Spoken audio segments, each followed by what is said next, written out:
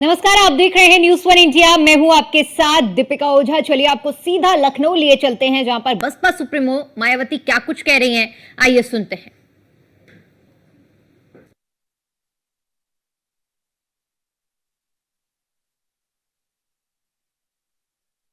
मायावती जो कि press conference करने जा रही हैं, ये बड़ी जानकारी सामने आ रही है। आपको बताते चलें कि आज चूंकि इससे पहले वन नेशन वन इलेक्शन को लेकर जिस तरह से केंद्रीय कैबिनेट की ओर से मंजूरी मिली है और बसपा सुप्रीमो मायावती की ओर से भी इसका समर्थन किया गया है। उन्होंने कहा है कि हमारा इसको लेकर रुख सकारात्मक है। कहीं ना कहीं अगर देखा जाए तो एक तरह से हरी झंडी बसपा की ओर से मिलती हुई नजर आ रही है वन नेशन वन इलेक्शन के प्रावधान को। और आज बसपा सुप्रीमो मायावती जो कि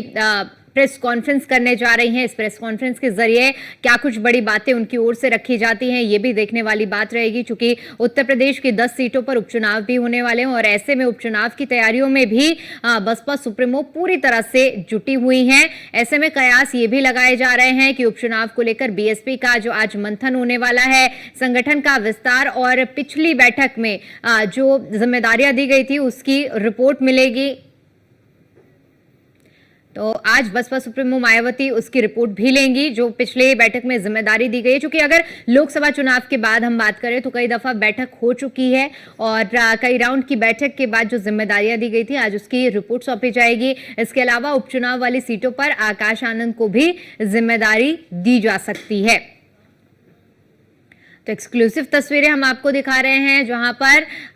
आज लखनऊ पार्टी कार्यालय में ये बैठक हो रही है, press conference Baspa supremo Mayawati करने जा रही हैं। 10 सीटों पर चूंकि उपचुनाव है और ऐसे में उन उपचुनाव को लेकर जो संगठनात्मक गतिविधियां हैं उसको लेकर रिपोर्ट आज सौंपी जाएगी बसपा सुप्रीमो को और उस पर चर्चा भी की जाएगी। तो ये बड़ी बैठक मानी जा रही है जिसमें बसपा के बड़े पदाधिकारी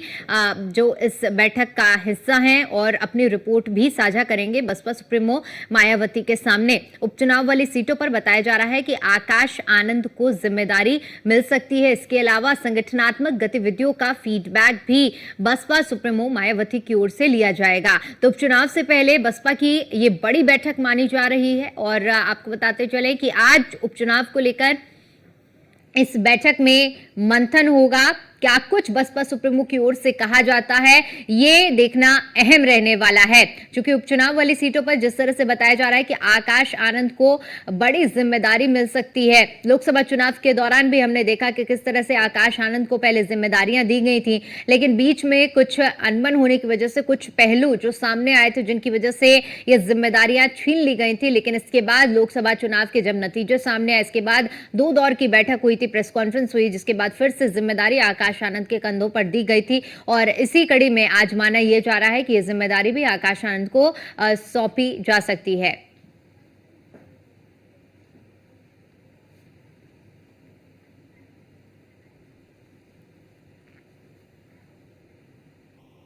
जहां एक और Baspa supremo Mayawati press conference सबसे कुछ ही देर बाद करने जा रही है। इसी पर हमारे साथ जुड़ चुके हैं वर्षा साई, हमारी संवाददाता बसपा कार्यालय के बाहर से। वर्षा, अगर बात की जाए आज की बैठक की और प्रेस कॉन्फ्रेंस की तो क्या कुछ अहम बिंदु रहने वाले हैं इस बैठक में, क्या एजेंडा रहने वाले? चूंकि ये बताया जा रहा है कि पिछली बार जो जिम्मेदारी सौंपी गई थी उसका फीडबैक भी आज बसपा सुप्रीमो लेती हुई नजर आएंगी। इसके अलावा आकाश आनंद को जो जिम्मेदारी की बात की जा रही है उस पर क्या कुछ आज बड़ा अपडेट मिल पा सकता है? देखिए, बसपा सुप्रीमो मायावती बैठक शुरू कर चुकी हैं, अपने कार्यालय में मौजूद है, सभी पदाधिकारियों के साथ वो बैठक कर रही है। उसके साथ ही साथ जो पदाधिकारियों को पद दिए गए थे उनका फीडबैक भी लिया जा रहा है। ये साफ हो चुका है कि बसपा सुप्रीमो मायावती इस बार हर तरीके से तैयार है, चाहे वो उपचुनाव की तैयारी हो, 2027 की तैयारी हो, उसको लेकर हर जगह वो फूक फूक के नजर आती हुई देख रही हैं कि वो जगह जगह वो जाँच पड़ताल भी कर रही हैं किस तरह से उनके कार्यकर्ता काम कर। देखिए, उपचुनाव में जिस तरीके से 10 सीटें हैं, 10 सीटों पे बसपा अपने कार्यकर्ताओं को उतारी भी, तो साफ है कि कार्यकर्ताओं से फीडबैक लिया जा रहा है कि आखिर क्या चीजें उनके क्षेत्र में है जिसकी वजह से वो आगे बढ़ सकते हैं। बसपा सुप्रीमो मायावती दलित वोट बैंक के लिए जानी जाती है, लेकिन जिस तरह से रिजल्ट रहे हैं लोकसभा के, रिजल्ट रहे हैं लोकसभा के और उससे पहले के जो रिजल्ट रहे उसको देखते हुए बसपा सुप्रीमो मायावती कहीं ना कहीं डाउन अप थी उत्तर प्रदेश में। लेकिन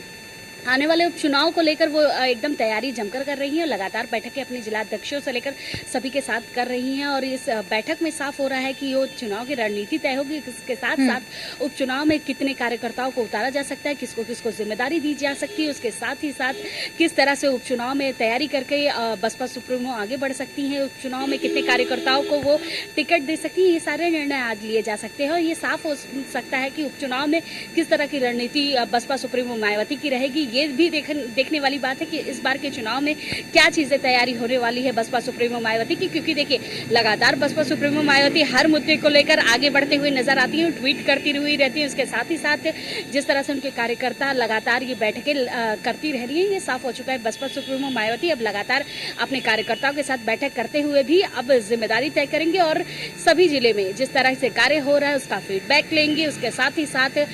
देखिए, क्योंकि इस समय नेशनल कोऑर्डिनेटर आकाश आनंद है, तो उनकी भी जिम्मेदारी तय होगी कि आखिर उपचुनाव में किस तरह की जिम्मेदारी उनको दी जा सकती है। हरियाणा चुनाव में आकाश आनंद दिखते हुए नजर आ रहे हैं, अभी भी आज भी वो हरियाणा चुनाव के जगह जगह पर वो बैठकें कर रहे हैं, इसके साथ साथ रैलियां कर रहे हैं। तो साफ है कि इस बैठक में तो आकाश आनंद नहीं नजर आए, लेकिन साफ हो चुका है कि आकाश आनंद को एक बड़ी जिम्मेदारी और दी जा सकती है आने वाले उपचुनाव को लेकर, क्योंकि 10 सीटें हैं उत्तर प्रदेश की। इन 10 सीटों पर अपनी पैठ बनाने के लिए उत्तर प्रदेश में बसपा सुप्रीमो मायावती को कार्य करना पड़ेगा और इस कार्य करने के लिए एक युवा चेहरा रखना पड़ेगा। युवा चेहरा रखने के लिए साफ तौर पर कि आकाश आनंद को एक बार फिर से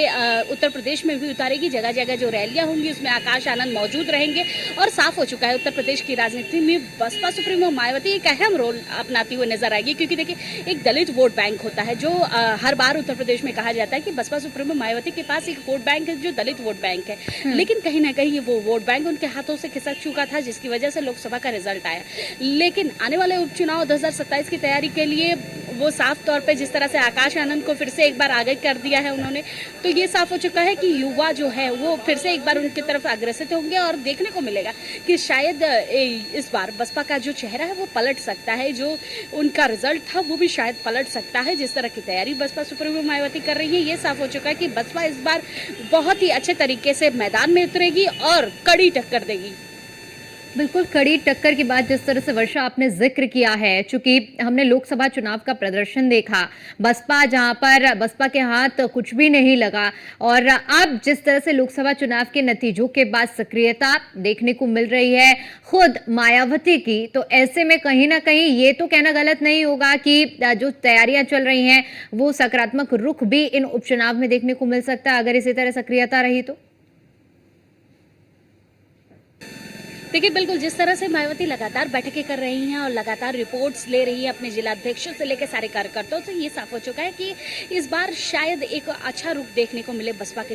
तरफ से, क्योंकि देखिए मायावती लगातार अपनी बैठकों में ये साफ करती हैं जिलाध्यक्षों से लेकर कार्यकर्ताओं तक कि जो भी चीज़ें रहे वो क्लियरिटी से रहे, जो भी कार्यकर्ता रहे वो निष्पक्ष तरीके से लोगों से मिले और कार्यकर्ता लगातार लोगों की समस्याओं को सुने। देखिए मायावती खुद अपने आप ही खुद छोटे से छोटे लेकर बड़े मुद्दे भी वो उठाती रहती है, तो ये साफ हो चुका है कि बसपा सुप्रीमो मायावती आने वाले उपचुनाव की तो तैयारी कर रही है, लेकिन 2027 की भी तैयारी कर रही है। जिस तरह के रिजल्ट इससे पहले लोकसभा चुनाव के रहे हैं उसको देखते हुए साफ हुआ था कि शायद बसपा सुप्रीमो मायावती काफी बैकफुट पर नजर आ रही थी, लेकिन जिस तरह से अब आने वाले चुनाव को लेकर वो लगातार रणनीति तय कर रही है, ये साफ हो चुका है कि उनकी रणनीति साफ है कि आने वाले उपचुनाव में वो बड़ी टक्कर देंगी। क्योंकि देखिए जगह जगह उन्होंने अपने कार्यकर्ता उतारे हैं, हरियाणा में जिस तरह से आकाश आनंद देखने को मिल रहा है, लगातार वो जनसभाएं कर रहे हैं, तो ये साफ हो चुका है कि बसपा अपना एक लक्ष्य लेकर चल रही है कि जहां जहां उनके कार्यकर्ता है, जहां जहां उनके सीट है, वहां पर वो चुनाव लड़ेंगी, वो उसी दमखम के साथ लड़ेंगी जिससे वो पहले लड़ती थी। क्योंकि देखिए उत्तर प्रदेश में एक छत्र शासन राज किया है मायावती ने, तो ये साफ हो चुका है कि मायावती कहीं ना कहीं पहले तो बहुत ही मजबूत थी, जिस तरह से उनकी मजबूती धीरे धीरे कम होती गई और उनकी लोकप्रियता जो है वो आज भी है, लेकिन जिस तरह से उनके वोट बैंक है, जिस तरह से उनके कार्यकर्ता है जो अभी तक